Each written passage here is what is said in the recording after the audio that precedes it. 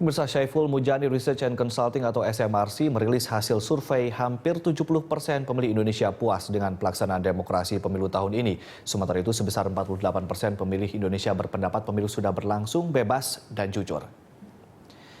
Dari 1.041 responden pemilih di Indonesia, SMRC merilis evaluasi pemilih Indonesia. Setidaknya terdapat 69,1% pemilih merasa puas dengan pelaksanaan demokrasi dalam pemilu tahun ini. Sementara 20% lainnya termasuk pendukung Prabowo Hatta merasa tidak puas. Sementara untuk pelaksanaan Pilpres sebanyak 48,2% berpendapat Pilpres berjalan sangat bebas dan jujur.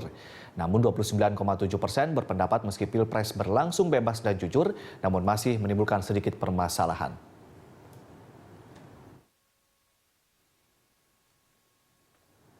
Ya, pemirsa, dialog kita kembali lanjutkan. Pak Refli, 70% pemilih Indonesia merasa puas dalam proses pemilu. Tapi kemudian tadi Anda bilang bahwa ada proses di mana kubu Prabowo Hatta mencari celah. Di satu sisi juga ternyata MK juga tidak hanya menggunakan data kuantitatif, tapi juga ada judgement, interpretasi di sana dengan kualitatif begitu. Bagaimana kemudian Anda melihat ini, Pak? Ada celah nggak sih sebetulnya? Saya kira kalau kita bicara tentang kepuasan, ya kan ini adalah mood umum ya. Saya juga merasakan hal demikian. Saya bahkan berkali-kali mengatakan sangat puas jangan-jangan kalau bahwa Pak bukan begitu. Saya mengatakan bahwa proses Pilpres ini jauh lebih baik dibandingkan Pilpres sebelumnya. Kenapa? Pertama ya, jumlah calonnya itu sedikit ya. Kalau 2004 kan 5 calon, kemudian 2009 3 calon, sehingga lebih memudahkan sesungguhnya. Lalu kemudian persiapan KPU jauh lebih baik, lebih matang ya. Lebih matang. Lalu kemudian regulasinya tidak berubah. Ya, dengan regulasi yang tidak berubah itu sesungguhnya kan tidak ada hal-hal yang baru yang perlu dipelajari lagi. Nah, kemudian yang paling penting adalah tingkat partisipasi dalam mengawal proses penghitungan suara. Itu menurut saya luar biasa, sehingga celah untuk terjadinya kecurangan dalam penghitungan suara menurut saya sangat kecil ya. Kalaupun ada error ya mungkin ya tidak sampai 0, sekian persen gitu ya. Jadi perbedaan 5% itu menurut saya sudah cukup meyakinkan untuk mengatakan bahwa proses pemilu ini sudah tidak mungkin berubah lagi kalau seandainya perspektifnya adalah perolehan suara. Nah, sekarang masalahnya adalah sekarang diproseskan mengenai dipermasalahkan mengenai elektoral prosesnya, proses pemilu. Kalau kita mencari masalah dengan proses pemilu, maka saya katakan jangankan puluhan ribu TPS, jangan-jangan seluruh TPS di Republik Indonesia ini bermasalah kalau mau dicari-cari. Tetapi harus kita ingat bahwa ya, yang namanya proses pemilu itu harus bisa dipastikan apakah itu sekadar pelanggaran administrasi, apakah itu kecurangan. Kalaupun itu kecurangan, apakah kecurangan itu bersifat terstruktur, masif, sistematis, dan masif? Nah, jadi tingkat-tingkatnya banyak sekali. Sekedar pelanggaran administratif, memang tentu kita tidak bisa mentolerirnya ya, bahwa itu pelanggaran administrasi yang mudah-mudahan terus kita perbaiki ke depan. Tapi lalu kemudian mengatakan dengan adanya pelanggaran administrasi tersebut harus dilakukan pemungutan suara ulang, justru ini sangat tidak adil bagi masyarakat atau pemilih yang sudah memberikan suaranya secara benar. Sebagai contoh misalnya, sering dipermasalahkan ya soal DPKTB, daftar pemilih tetap khusus tambahan.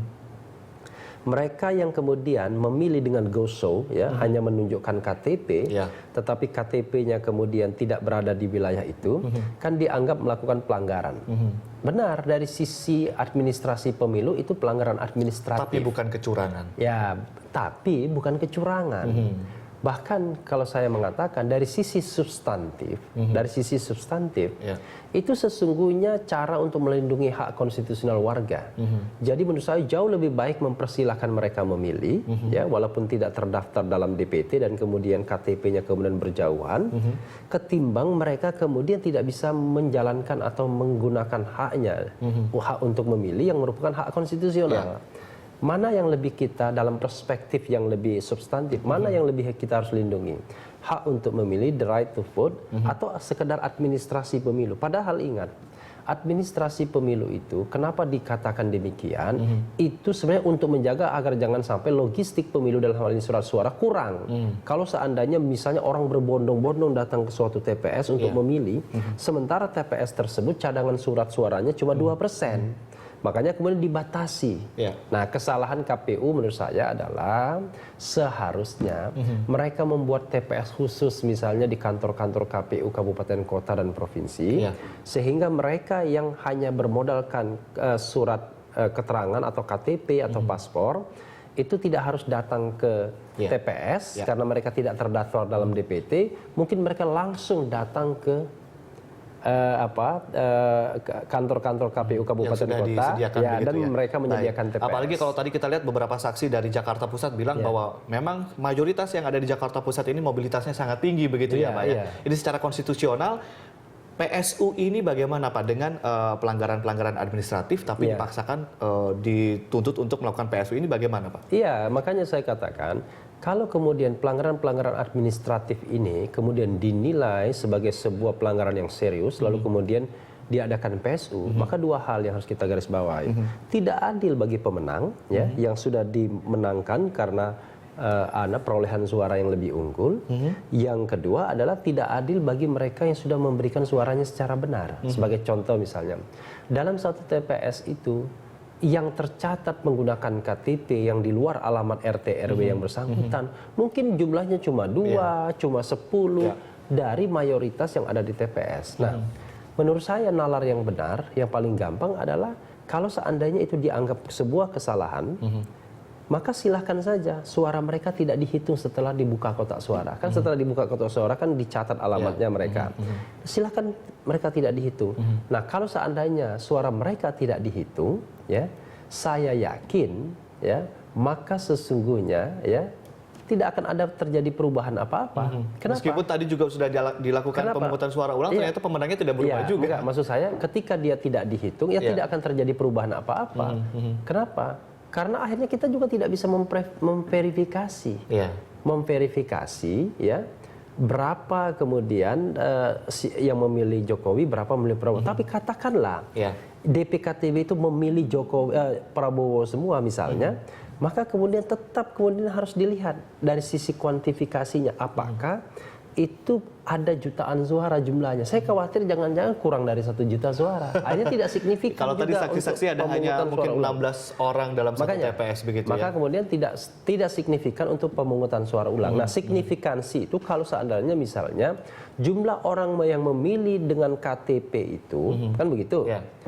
Dengan KTP itu adalah melebihi misalnya angka 4,2 juta. Nah, kalau mau diadakan pemungutan suara ulang, ya itu saja yang diulang.